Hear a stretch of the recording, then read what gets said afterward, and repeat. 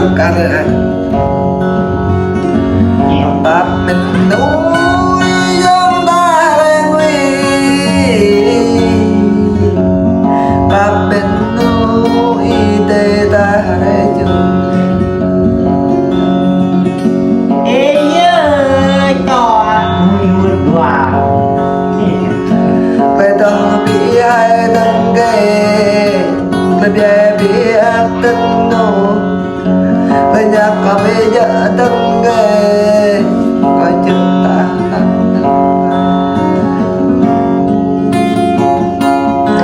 họ ra to ra ngọt chầm núi nó nhìn đi ngờ thì lại vắng đây nữa cho có bị để chẳng ê nhớ cho Tao lại làm gì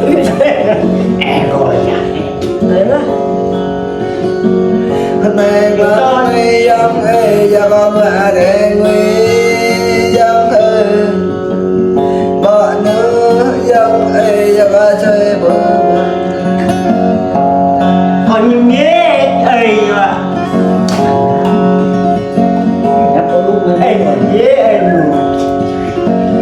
mà để nối dân nó có bơ lên này từng cơi mà để nối dân ơi có về lên Bắt đầu ăn này Đây bà lê dân này đây dân ơi bà lê dân này đây ê nhớ cho một bác em cơ hòa còn mà biết đi nơi dân trong lắm nào cây nữ về đến nơi dân ơi chờ áo ngờ mãi ở đây dân con cá mẹ ta muốn bèo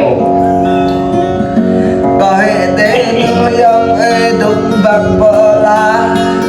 dân ơi ai nơi dân ơi ba vợ ta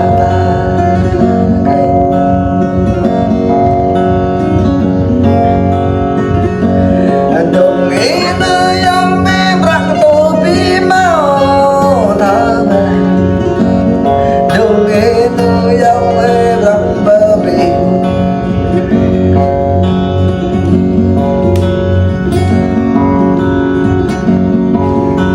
làm bị bèo chẳng để nơi dân nhớ biết bằng tàu kênh dòng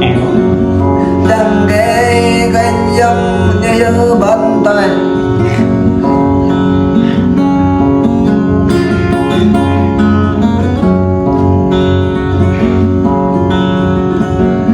chẳng để con y dòng để kênh nơi dòng ơi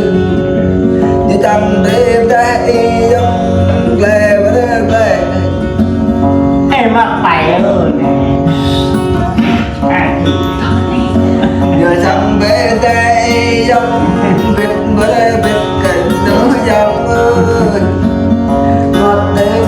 ngu dòng còn để mình em nhớ cho tôi hiểu rồi chẳng bỏ ta ngu dòng biết cho lệ dòng ơi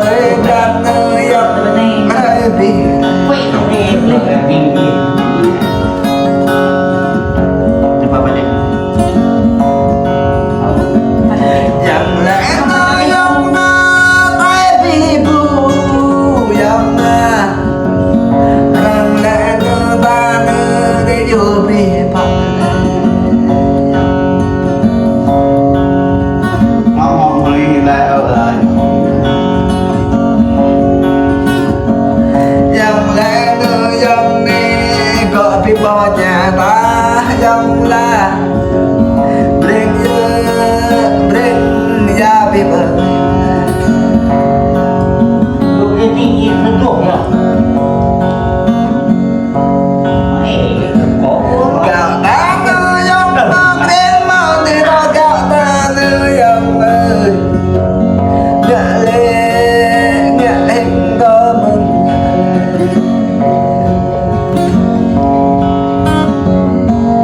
Hình tiền này tình thuộc rồi.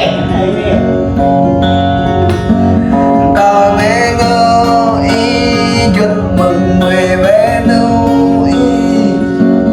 còn nghe núi để tôi mừng trời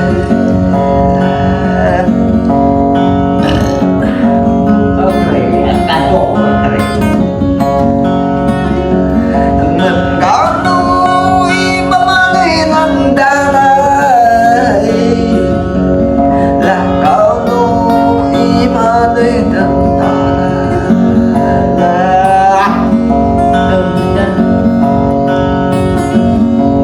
Wah, cái hai đó cái đích bờ thọ phò ga em mà đi đừng lại ta Lúc bây giờ người đấy. Tôi sợ cái ngã em có mừng